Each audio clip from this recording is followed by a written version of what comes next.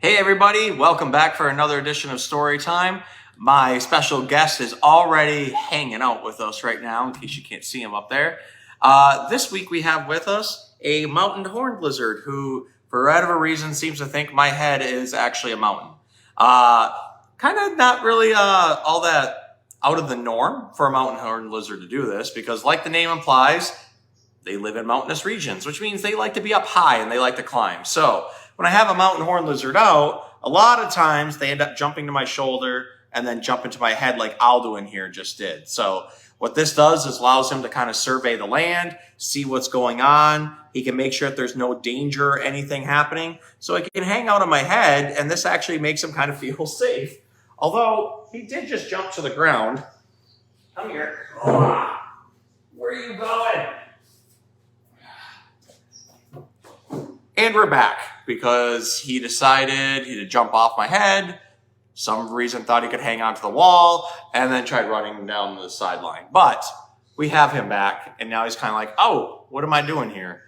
I do believe he can see himself in the camera, which is why his little dewlaps here is getting a little large.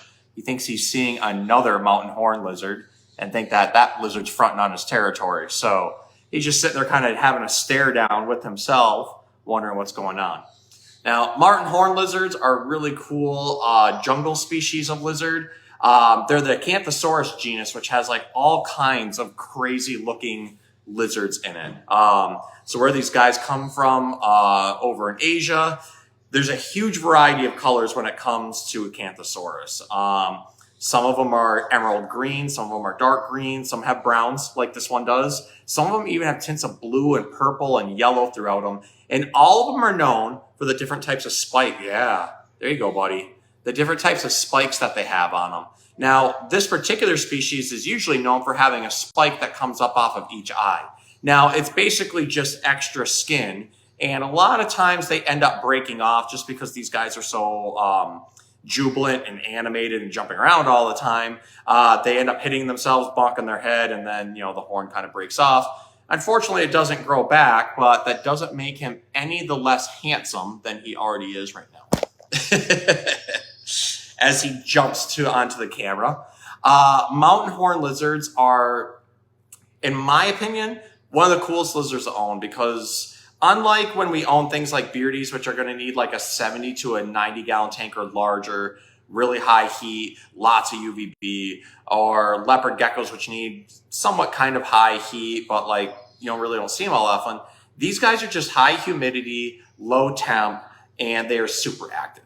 And they're very, very social. They're very easy to take care of. Once they're used to being taken out, like Aldo in here is, I think they're an absolutely amazing lizard. I love their jumping ability and how they can hang on to stuff, because he's literally on the back side of the camera right now, about to put his little claw in front of the camera itself. They're really dexterous, the way they're able to climb on everything. And you can tell that by the extra long toes they have, especially on the back legs there. This gives them the ability to jump not only from like branch to branch, but from rocks and back on the trees and everything else, and hang on with sometimes just one or two toes. And then they're able to pull themselves completely up. The way that they spring out and run also makes them an extremely agile lizard. So this is one of my favorite guys. So hopefully he'll sit still for us while we do our story time here. He's going to help me read a book today called If You Give a Pig a Pancake by Laura Numeroff. So let's see if Aldo in here will stay still. What I'm going to try to do is get him perched up on my hand. I do this with the other hand, buddy. Other hand. There we go. I like to do this with a lot of my climbing lizards. This makes them feel like they're hanging onto a branch or a high area. But also, it allows me to give them an area where I can rest my elbow down and hold them up and then not have to worry about them jumping around. So we'll see how well this works out with him, because I think he's starting to notice himself in the camera again, which means he might jump at it or flare that dewlap. So here it is. If You Give a Pig a Pancake by Laura Numeroff. If you give a pig a pancake,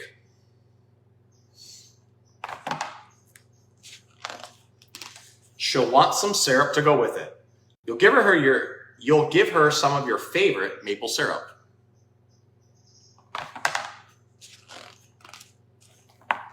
she'll probably get all sticky, so she'll want to take a bath.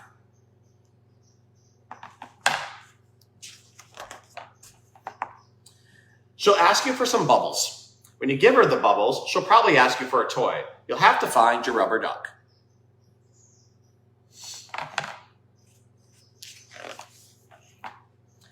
The duck will remind her of the farm where she was born. She might feel homesick and want to visit her family. She'll want you to come too. She'll look through your closet for a suitcase.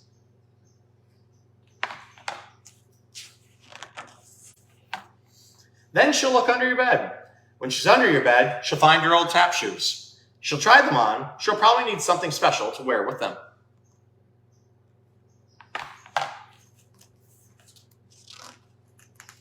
When she's all dressed, she'll ask for some music.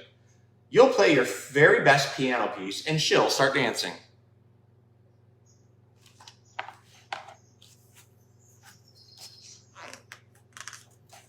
Then she'll want you to take her picture, so you'll have to go get your camera.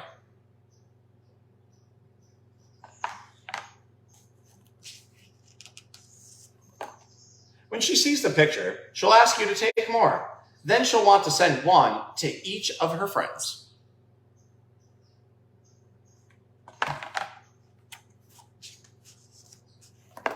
You'll have to give her some envelopes and stamps and take her to the mailbox. On the way, she'll see the tree in your backyard. She'll want to build a tree house.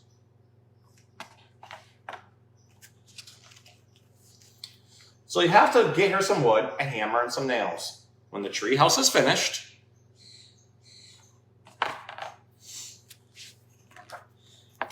she'll want to decorate it. She'll ask for wallpaper and glue.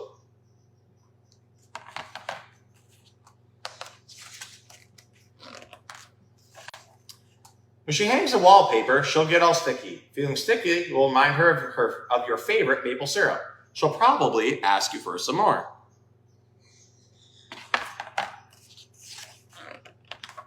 And chances are, if she asks you for some syrup,